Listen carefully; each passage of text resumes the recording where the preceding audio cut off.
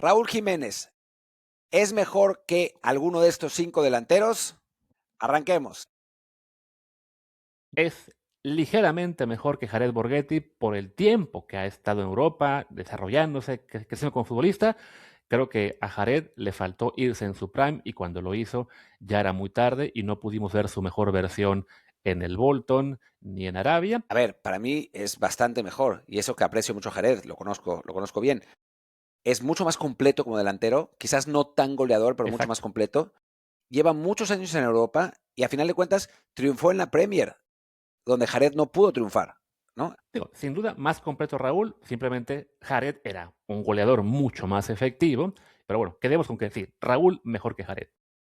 Luis García, Aquí sí sin no hay duda. pierde. Luis García fue un delantero muy bueno en clave Liga MX, que tuvo una explosión como joven muy importante, le permitió irse a Europa, le fue bastante bien el Atlético el primer año. Nuevamente, Luis García pues sí fue alguien que tuvo un prime muy corto y con un declive realmente estrepitoso, ¿no?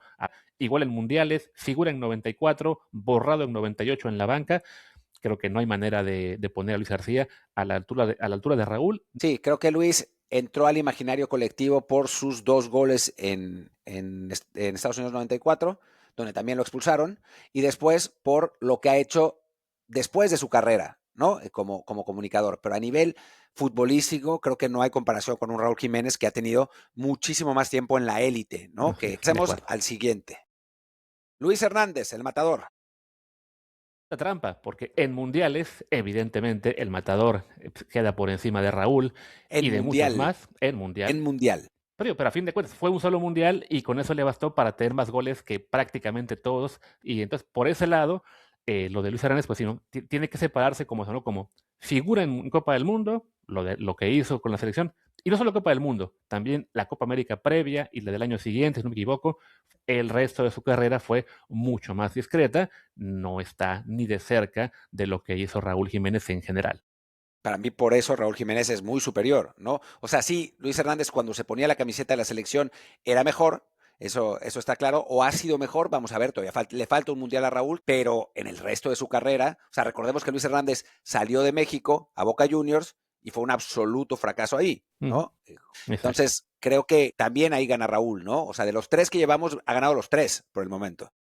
Javier Chicharito Hernández. Uy, esa es la más complicada. Estuvo 4 años en el Manchester, después su año en el Real Madrid, 2 años buenos en el Leverkusen, ya luego empezó el declive una vez que se fue al West Ham y el Sevilla. Entonces, lo que sí, los picos más altos los tuvo Chicharito, más allá de que a él, pues ya le hayamos visto su fase descendente, la de Raúl aún no llega del todo. Entonces, Raúl, un delantero más completo, pero es innegable que Chicharito en su mejor momento fue un goleador mucho más efectivo. Javier Hernández sí queda un escalón por encima de Raúl Jiménez.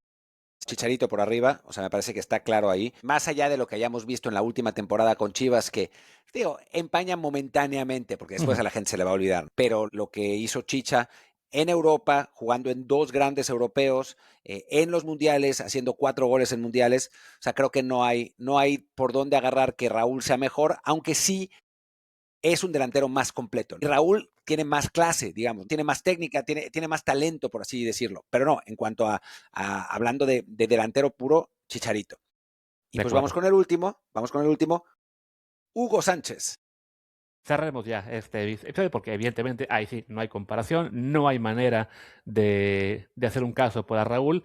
Sí, no, claramente. Creo que Hugo tiene ventaja sobre cualquier otro delantero que haya en México y sobre cualquier otro jugador que haya en México, ¿no? Es el mejor jugador mexicano de todos los tiempos. Si uno ve sus goles, hay unos de tiro libre, hay algunos que en los que incluso da asistencia, de cabeza, de chilena. Era un jugador increíble. Lo que pasa es que la gente no se acuerda tanto porque fue hace mucho. Es un jugador que si lo tuviéramos ahora sería la figura mega dominante de la selección mexicana, o sea, no habría ninguna duda. Pero bueno, y faltó el último, el sexto, el pilón, Kikín Fonseca. Bueno, Tenemos un terminemos, nuevo terminemos. ganador. ¿Quién le ha ganado a todos?